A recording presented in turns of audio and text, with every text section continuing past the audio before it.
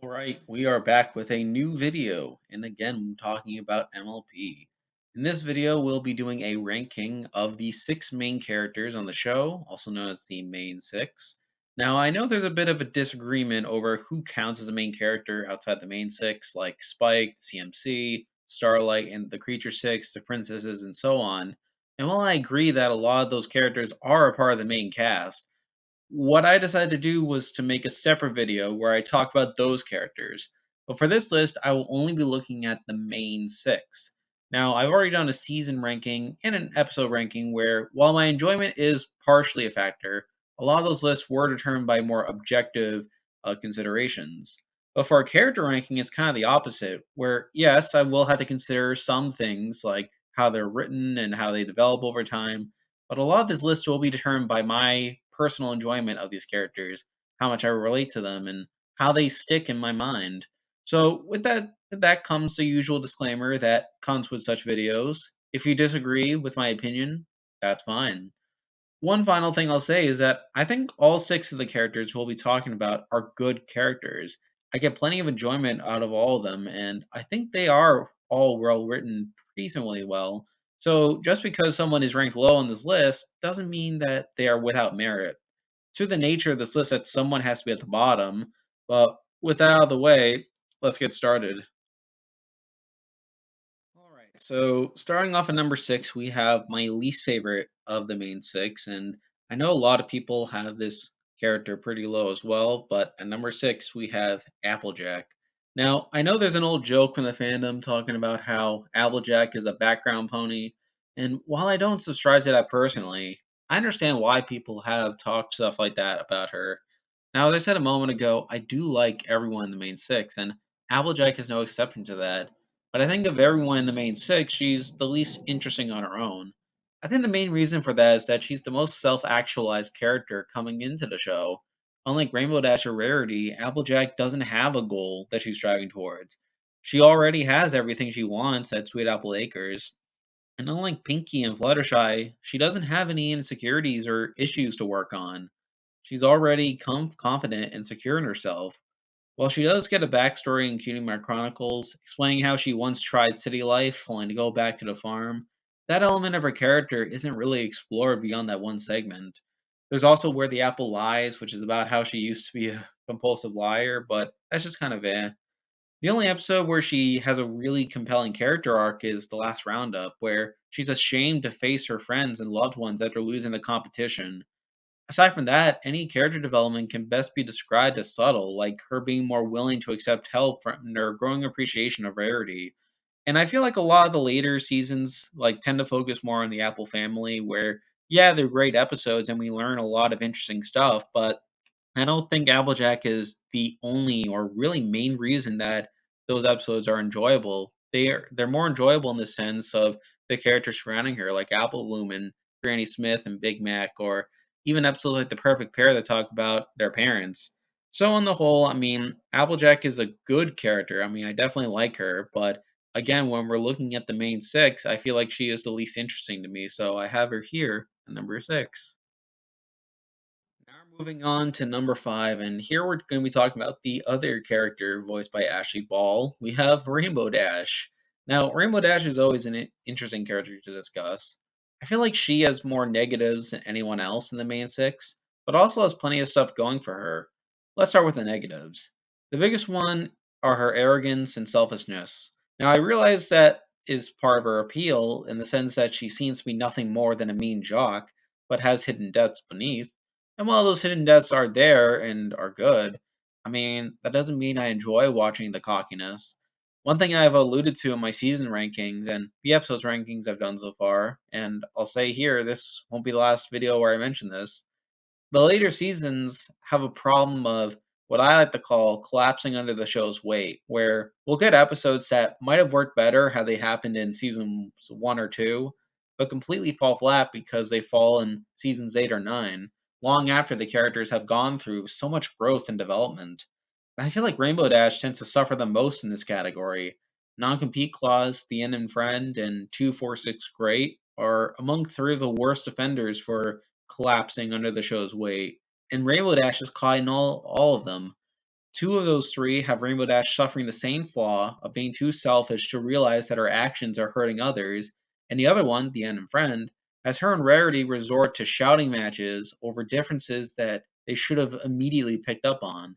Now, I must clarify that this is not an episode ranking. I don't have Rainbow Dash ranked low because she has bad focus episodes or harms the quality of episodes in general. Although I would say of the main six, Rainbow Dash is the most guilty of these things. In fact, we'll be talking about characters later on who I would say also drag down certain episodes. I'm merely citing these episodes to illustrate a character trait that I don't particularly enjoy watching. But on the other hand, Rainbow Dash in general, and I think she has some great things going for her. One is that outside Twilight, she has the most consistent and concrete goal of anyone in the main six. From our very first scene, it's established that Rainbow Dash wants to be a Wonderbolt, and throughout the show, there is a gradual yet persistent progression towards that goal. At first, she just wants to impress them, get their attention. Then in season 3 through 5, we see her get involved in the training process, getting accepted into the academy and working through the hoops. And then in season 6, she finally becomes a Wonderbolt, and the rest of the series is about her living out that dream. So I think that element to her is really well done, not only in the sense that they commit to it, but also how episodes focusing on this highlight Rainbow's commitment to inner feel of failure. All that is well done. I also enjoy her relationship with Scootaloo. While she isn't above basking in the fact that someone sees her as a role model, I think there's something to be said about her looking out for her. In later seasons, Rainbow even comes off as a mother to her, like in the washouts. So, like I said, Rainbow is a pretty good character, although one with some pretty noticeable flaws. I think in later seasons, she has a bad habit of pointing out the obvious, which isn't my cup of tea, to be honest. But I feel like there's enough going for her to where I feel comfortable putting her at number 5. Now we're moving on to number 4, and I did go back and forth between number 4 and number 3 a little bit, but at number 4, I decided to put the main protagonist of the show. We have Twilight Sparkle. Now, Twilight is a character I get a lot of, well, ironic enjoyment out of. I may explain why in a future video, but as a protagonist, I think she does a fine job. In the first season, she's pretty good. While a lot of her asocial, bookworm nature is retained once she moves to Ponyville, she takes on a much sweeter tone pretty quickly. When she's interacting with the CMC, for example, I can't help but notice Tara Strong delivering these lines as if she were on a school for toddlers. I mean, don't worry, I kind of mean that in a good way. But yeah, I think she's pretty good to watch, even if she isn't the best earlier on. Then, of course, there is her arc over the course of the series. Now, I'll admit that not all of that is carried through Twilight alone. Like in the first 3 seasons, yeah, you're left to wonder why Celestia cares so much about making sure Twilight, of all ponies, learns about friendship, especially once we learn about Moondancer. But the episode to episode stuff just feels like Twilight going about her business. But then once she becomes a princess, I actually started to enjoy her character more.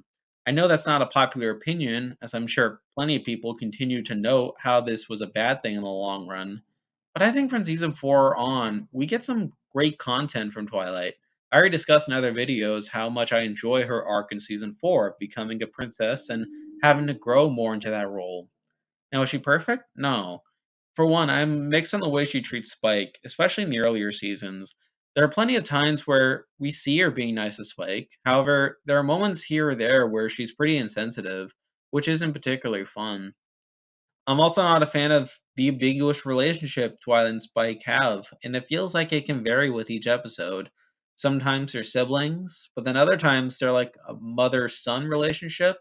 And then other times, especially in the early seasons, they seem to have an employee boss dynamic, which I'm really not a fan of. So that's not ideal. And then there's a whole twilighting thing. Now, I'll admit I generally like twilighting as it can be pretty funny. However, there are other times where it's kind of grating. I mean, I guess the main example would be in a Trivial Pursuit where she does a lot of freaking out over stuff that's not very important, even if there's some pretty funny faces in that episode. Again, the show does acknowledge it to a certain extent, but there are times where it kind of gets old. But yeah, I mean, I do like Twilight as a whole. I think she's well acted. I think she's well written for the most part, and I think she has some pretty great focus episodes in there. Now, is it as much as some of the other characters we'll be talking about? Not quite. I mean, I I think I get more enjoyment watching some of the other characters. But I think there's enough for Twilight there that I feel good putting her at number 4. Now we're moving on to number 3, and at number 3, this is the other character I was debating between, but I decided that I enjoy watching this character a bit more. At number 3, we have Rarity. Now, in general, Rarity is a character I enjoy watching. Like Rainbow Dash, she fits into this archetype that can very easily become unlikable when not written properly. In this case, she could be the type that who is shallow and quick to judge others who don't fit her narrow definition of beautiful. One reason I have her above Rainbow is because I feel like she is handled better within that archetype, and she isn't unlikable in as many episodes as Rainbow Dash might be. Indeed, she is often presented in the more charitable light of someone that, while haughty and self conscious, is someone that wants to elevate others. For her, fashion isn't simply a beauty contest, it's about confidence. It isn't the main thing about you is an interesting case of this. Another thing I like about her is that rather than making her just a consumer of fashion, she is a producer of that stuff as well. And really, that ties well into her overarching goal of building a name for herself in the industry. While not as pronounced as some of the other arcs we get from the main six, we get some good episodes exploring it, such as Suitor for Success, Rarity Takes Manhattan, and Karen Love Boutique. And I guess along those lines, one could talk about her relationship with the socialites class of Camelot. Like we see from early on in the series that she is fascinated with Camelot culture, or at least the high society, and wants to be involved with that. We see in the season 2 episodes we in Elite that she does spend a lot of time in the high society and really indulges in it to the point where she finds her own friends embarrassing. I mean, I felt like that was another interesting episode for her where, yeah, while she is, like more vulnerable to what I talked about with her archetype being unlikable, I think I think in that episode at least she is shown to be in a sympathetic light. So I found that to be pretty interesting. Something else I like about her is her relationship to Sweetie Belle, which gets a surprising amount of focus on the series, with episodes like Sister Who's Social, For Whom the Sweetie Belle Toils, and Forever Philly. Again, I feel like the episodes that focus on these elements of her character are rather strong and make her compelling. So I feel like she is someone that is elevated a lot by the episodes that she's given. I feel like she has a relatively high average in terms of her episode output, and I think that's a big reason that I have her as high as she is. So I have Rarity at number 3. Now we're moving on to number 2, and I feel like from this point on the list, we're at the point where my personal preference is really starting to show. And I understand that people disagree. I mean, then again, you could say that about this entire list. But my second favorite character in the main six is Fluttershy. Now, like I said, one thing I like about Fluttershy is she reminds me a lot of Pinkie, simply due to them being voiced by Andrea Libman. I don't know, to me, that just connects the two in an undeniable way. I really love scenes where Fluttershy gets excited or screams because she tends to sound like Pinkie in those moments. And also one episode I enjoy is Buckball season. Now, and a big reason for that is because it's one of the few episodes where Pinkie and Fluttershy are a duo pretty much, and I feel like the show didn't really focus enough on that, but I really like them as a pairing. Okay, more about a character though. Yeah, I like Fluttershy for a lot of reasons that other people like her. She's nice, she's cute, and she has some pretty interesting development over the course of the series. There's a joke in Famous Misfortune about how she keeps learning the same lesson over and over, but really she has a noticeable growth over the series, albeit gradual. I mean, right away in her first scene, she's too shy to even introduce herself. It's only when she sees Spike where she starts opening up more. And from there, we get some decent episodes of Fluttershy building her confidence in various ways. Dragon Shy focuses on her fear of big, scary creatures, although Dragon Quest shows it is an absolute. Hurricane Fluttershy deals more directly with her underlying insecurities and putting herself out there. And Philly Vanilli is a bit lighter, dealing with stage fright. Well, I could say that each of those episodes teaches the same lesson. They approach the issue from different lenses, which is interesting to watch. And eventually, we do see some character development where Fluttershy is more assertive on a regular basis. At the same time, she grows more comfortable performing, as we see in Horseplay, which is very nice to see. And there are other things we could go into about Fluttershy. Like, I know there's her relationship with Discord. Now, I guess, as something I've alluded to in the past, I'm not the biggest Discord fan in the world, but I do enjoy, like, her relationship with him and seeing how she tends to bring out the best in him. I think that has led to some pretty interesting episodes throughout the series where Fluttershy is able to elevate Discord and make him a better character on the whole. So I think for all those reasons, I really enjoy Fluttershy. Some of that is personal preference. Some of it is because she has a strong set of episodes, and through that, she has some interesting character traits and development over the series. So I have her here at number two. And my number one favorite character in the main six, and I mean, well, it's pretty obvious at this point, it is Pinkie Pie. Yeah, Pinkie's my favorite character, and it's not even really close either. I mean, she's just one of those characters where I feel good just thinking about her. Some of that is by design, I guess, but I see Pinkie as one of the more entertaining characters that also has a lot of compelling stuff going on in the background. A lot of people talk about how funny she is and that she works best as a comic relief. And while I find her funny at points, I'm drawn to her by her natural charm she gives off. She's very nice, and you can almost always tell that she means well with her actions. And how fitting is it that she shares a voice actor with Fluttershy, which tightens the association I have with those two, despite seeming different on the surface. But okay, let's get right to what I really like about her.